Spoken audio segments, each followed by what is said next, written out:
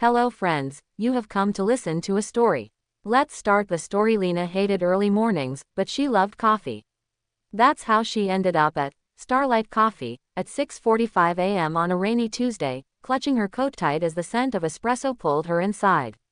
The place was quiet, save for soft jazz and the hum of the espresso machine.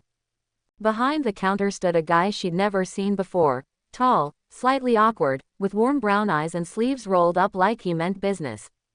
His name tag read Eli. "Rainy mornings call for strong coffee," he said with a shy smile. Lena raised an eyebrow. "You read minds?" "No, just faces. Yours says, I stayed up too late reading something good." She laughed. He was right. Each morning after that, Lena found herself drifting into Starlight at the same time, and Eli was always there. They exchanged favorite books, music, stories. She learned he was studying astronomy, and he learned she wrote poetry she never let anyone read. One morning, there was a small envelope waiting with her coffee cup. Inside was a note. "There's a meteor shower tonight. Come watch it with me." That night, they sat under the stars on the rooftop of the coffee shop, a blanket between them and city lights below. He pointed out constellations, she whispered poems. And when the sky lit up with falling stars, he turned to her and said, "I think I've been waiting to meet you." She smiled. "Me too." After that night under the meteor shower, everything between Lena and Eli shifted. They still met at 6:45 every morning, but now their conversations lingered. Sometimes, she'd stay until the morning rush faded. Sometimes, Eli would sneak her an extra cookie with a wink.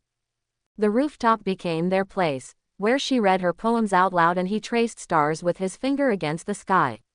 It was magic, but not the loud kind. The quiet kind, like a favorite song playing just for them. One evening, as autumn crept in and the air turned crisp, Lena handed Eli a small notebook. "I started writing again," she said. "And I think some of it is about you." Eli flipped it open, slowly. His smile was quiet, full. "I didn't know I could be someone's poem." "You already were," she whispered. "But life doesn't pause for love."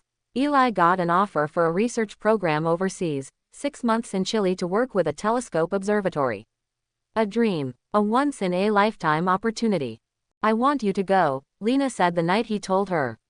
"I don't want to leave this," he replied, brushing a strand of hair from her face. "You're not leaving it. It'll just stretch, like stars. Light years away but still shining."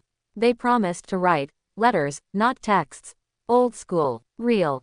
And they did. She mailed him poems. He sent her sketches of constellations with scribbled notes like, "This one made me think of your laugh." 6 months passed. Lena kept every letter in a shoebox under her bed. And every morning, she still came to Starlight Coffee. One spring morning, she walked in, and froze. Behind the counter was Eli, tired-eyed but beaming. "Still ordering that same rainy Tuesday coffee?" he asked. She didn't answer, just ran into his arms, coffee forgotten. "Tell me you stayed," she whispered into his chest. "For good," he said. For us. Spring turned into summer, and with Eli back, things felt easy again. Comfortable, the way a favorite song sounds even after 100 plays.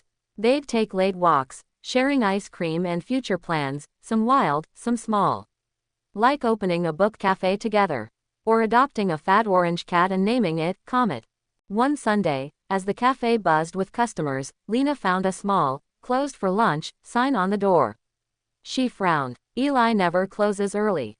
Inside, the place was empty, except for a trail of paper stars leading to the rooftop. At the top, the city stretched out below, and there was Eli, standing under fairy lights, holding something behind his back. "I thought about all the places we've been," he said. "Coffee counters, rooftops, letters between continents. But this," he looked around. "This is our place, where I first fell for the girl who wrote poems in the margins of her life." He stepped forward, revealing a small box. "Lena, will you keep writing this story with me?" Her eyes filled. "Only if we co-author every chapter." Starlight Coffee reopened as Starlight and Ink, half cafe, half cozy book nook. People came for the coffee, but stayed for the shelves lined with poetry, love notes, and stargazing journals. Behind the counter, Lena served cappuccinos with handwritten poems tucked under the saucers. Eli taught astronomy classes on the rooftop at night. And sometimes, when the sky was clear and the jazz was low, they danced under the stars, two dreamers who turned a rainy morning into forever. It took 3 visits to the shelter before they found him.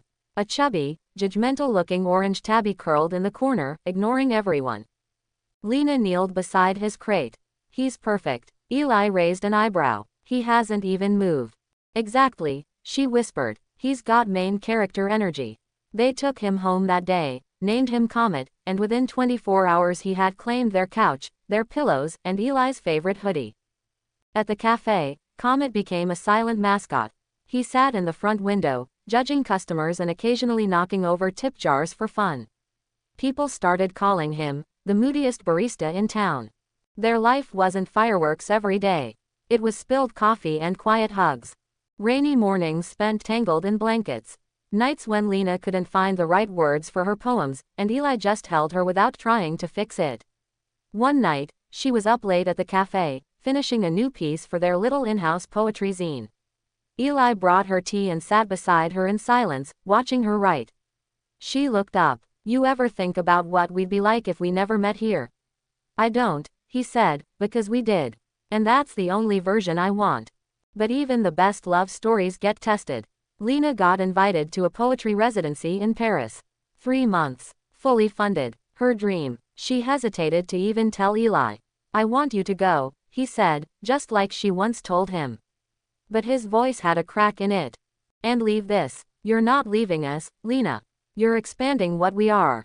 She cried. So did he. But she went. And every day, they messaged little things. A blurry picture of a croissant, a random constellation drawing, wish you were here, and, I miss your laugh. On the last night in Paris, Lena performed a poem for her residency's final showcase.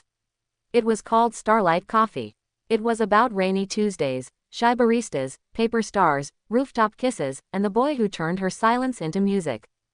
The crowd clapped. She cried. The next morning, she boarded a flight home. And waiting at the arrivals gate, holding a coffee and a single page torn from her old notebook, was Eli. He handed it to her. It simply said, "Every poem I write now ends with your name." Subscribe to the channel to hear more stories like this, friends. Thank you.